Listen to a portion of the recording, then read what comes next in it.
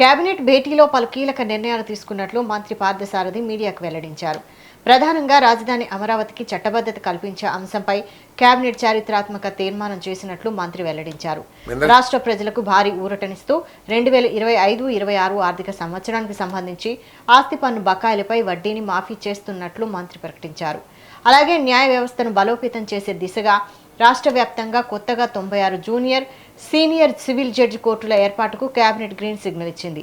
జలవనరుల శాఖలో వివిధ ప్రాజెక్టుల ఆధునికీకరణ మరియు మరమ్మతుల కోసం పరిపాలన అనుమతులు జారీ చేస్తూ నిర్ణయం తీసుకున్నారు.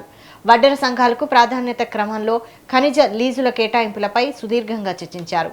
వీటితో పాటు పలు సంస్థలకు భూ కేటాయింపులు, రాష్ట్ర వ్యాప్తంగా ఎలక్ట్రిక్ ఛార్జింగ్ స్టేషన్ల ఏర్పాటు వంటి అంశాలకు మంత్రివర్గం ఆమోదముద్ర వేసిందని మంత్రి పార్థసారథి వివరించారు. తెలుగుదేశం కూటమి ప్రభుత్వం అధికారంలోకి వచ్చినప్పటి నుంచి కూడా రాష్ట్రంలోని బలహీన వర్గాలకి అనేక రాయితీలు ఇచ్చి వారి వారి వృత్తుల్ని అభివృద్ధి చేయడానికి కానీ ఎంకరేజ్ చేయడానికి కానీ ప్రయత్నం చేస్తూ ఉంది.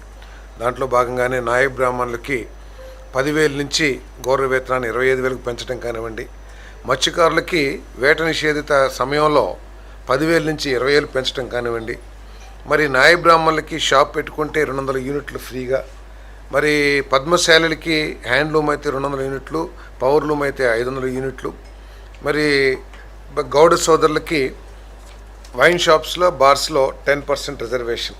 సో ఈ విధంగా బలహీన వర్గాల్ని ఆర్థికంగా బలోపేతం చేయడానికి, వారికి సాధికారత సాధించడానికి ఈ ప్రభుత్వం కట్టుబడిందని చెప్పేసి మనం చేస్తాను.